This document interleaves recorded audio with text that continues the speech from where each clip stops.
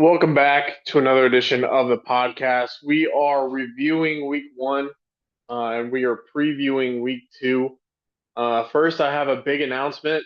I will not post this in the group chat, so if you watch this video, you'll know. We are changing the quarter lengths to 5 minutes. So going from 6 minutes to 5 minutes, we are leaving accelerated clock off, but we are decreasing the amount of time to five. But jumping in here, it was a pretty good week one. Um, not a ton of surprises here, to be honest with you. But to start off, we had our game of the week, which was Wisconsin at Tennessee. Now, Wisconsin goes to Rocky Top and gets the dub behind a 17-point fourth quarter. It was a hell of a game. Wisconsin with 187 yards rushing, 7 for 14, or excuse me, 5 for 7 on third down. And Tennessee, the story of the game was turnovers. They couldn't stop turning the ball over. This game was 28-14 going into the fourth with a nice little comeback from Tennessee, but it wasn't enough. Wisconsin with no turnovers. They escaped clean. Good start for Kevin Minchie, or excuse me, Kenny Minchie, quarterback for Tennessee. He's got 470 yards with 4 TDs. He's going to look to clean up some of the turnovers. But overall, a good day from him.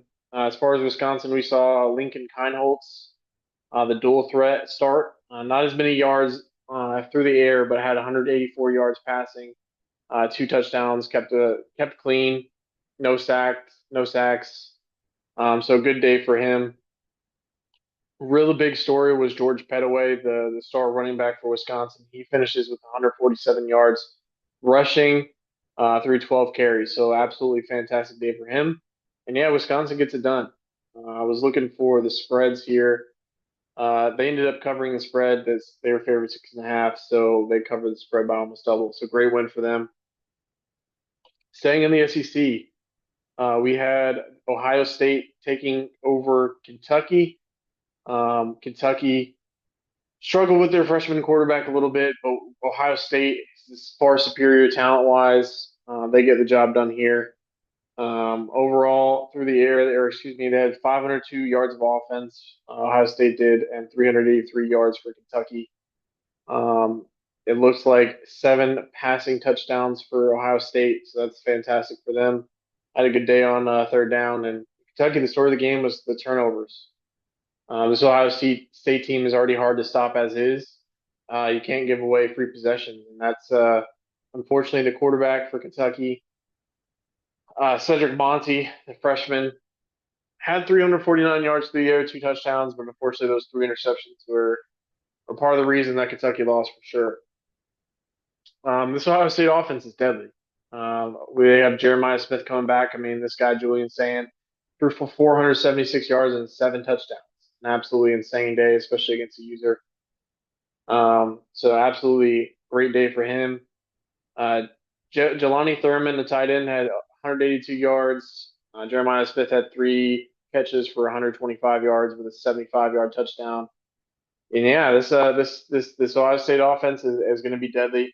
Um, Especially these big plays, these explosive plays are something to watch out for. So Ohio State covers the spread here. They get the job done first week of the season, going into a tough environment. Kentucky's not easy to place to play, but yeah, shout out to them. Moving on over to the American Conference, we had ECU having a great day, 817 yards of offense against FCS Southeast. They had a phenomenal day on the ground, 27 rushes for 440 yards. I couldn't tell you how much that is per rush. It's an insane number. I feel like that's almost I can't do the math right now. The yards per carry there. It says 16.3. That's an insane amount of yards per rush. They dismantle FCS Southeast. 7 touchdowns on the ground, or excuse me, 8 touchdowns on the ground. An absolute phenomenal day. They didn't even have any fourth. They were 2 for 4 on third downs. Only 4 times they were stopped to third down. So this ECU offense was humming. Only 1 turnover to report of. Kaden Hauser doesn't really have an insane day, but he was mostly clean. It was mostly London Montgomery. He absolutely had a phenomenal day. Already on his way to about half of the yards, or at half of 1,000 yards already. So they look to carry that into next week as they face a pretty good opponent. Also had Nebraska taking out Ohio. This game was relatively over pretty soon. Nebraska with 765 yards of total offense, and really the main breakout player here was that receiver on Nebraska, Corey Barney, broke NCAA record for most touchdowns in the game and most yards in the game by a receiver. So an absolutely phenomenal day. He had 10 catches for 443 yards and 7 touchdowns, which shattered some records there.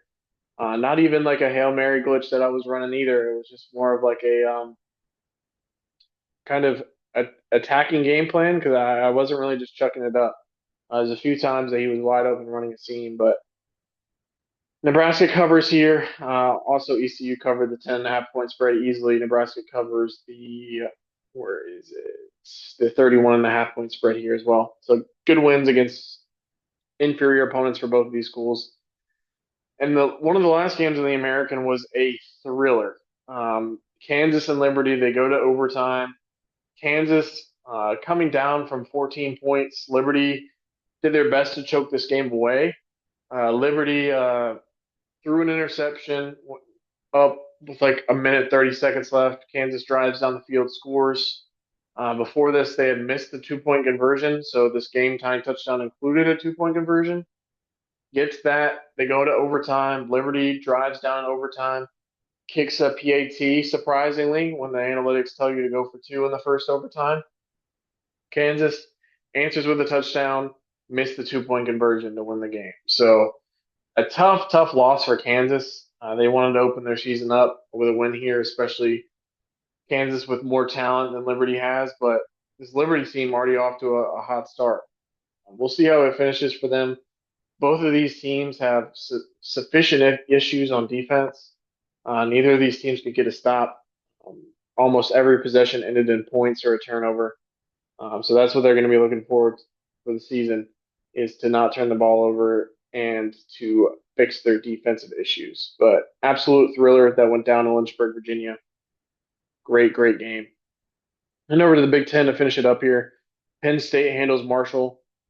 Penn State, they cover the spread by about 14 points. They had 684 yards of total offense, 171 on the ground. Fourth, third down, they were fine, 5 for 9. They just had 2 turnovers, and I'm sure they're going to want to clean up. But against an opponent like Marshall, no need to freak out about it. Avery Johnson has a good day, 6 touchdowns, 513 yards, and Penn State moves on. Next week is a tough game. That's going to be the game of the week next week. Finally, to close us out, we had a user loss to a CPU.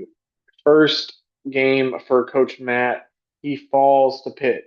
And after a 21 point halftime where West Virginia had absolutely no answers for anything, putting up 2 duds, 0-0 in the first and second, down 21 is just too much to come back from. They hold Pitt to 0 points in the third, and only 6 in the fourth, scoring 14 points in both quarters, which is not enough.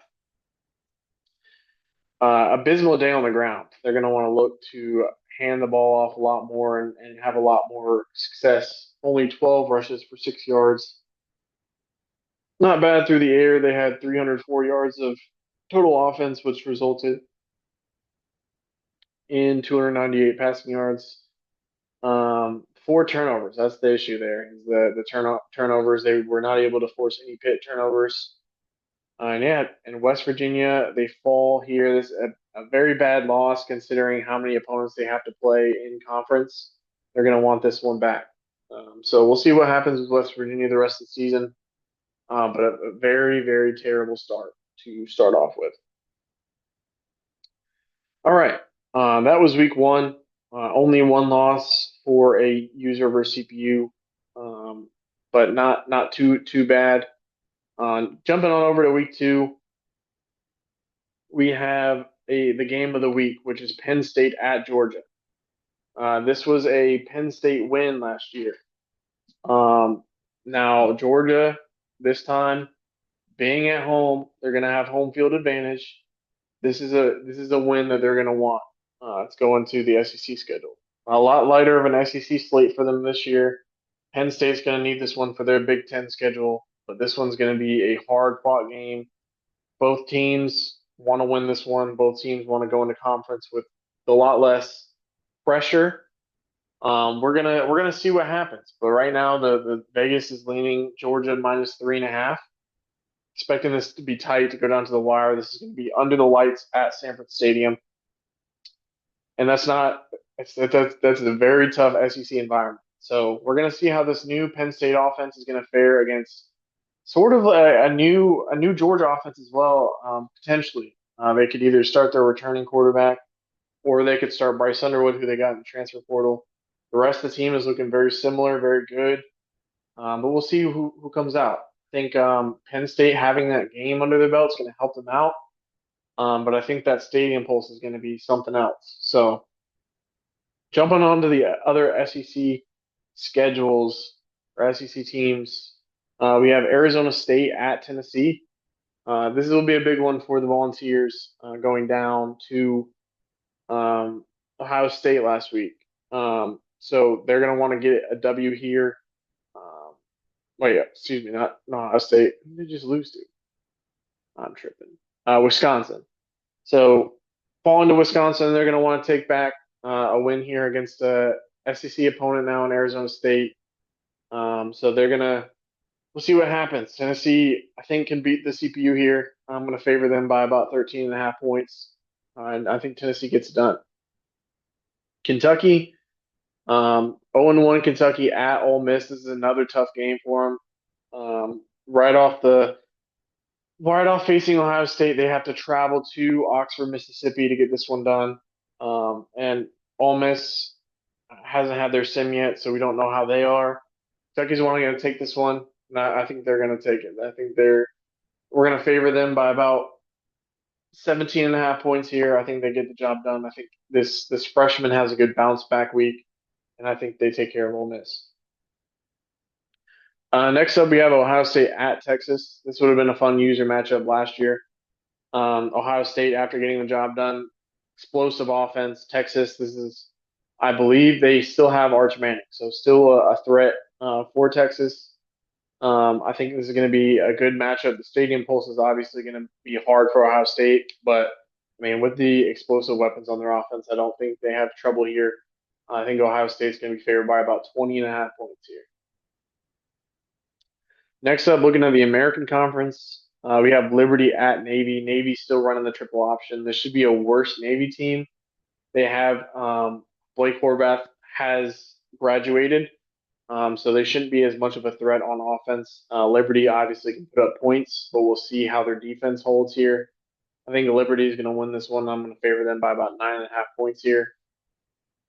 Next up, we have a weird matchup. Number 9, Nebraska, traveling to Greenville, North Carolina to face on the Pirates.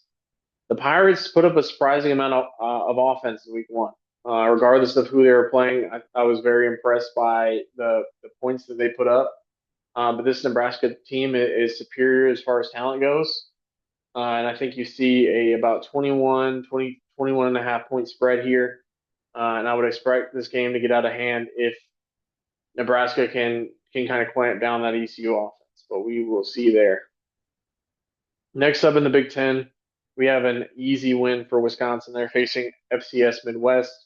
Expect them to put up points here, clean up some of their offense. I think that quarterback is going to have a good day.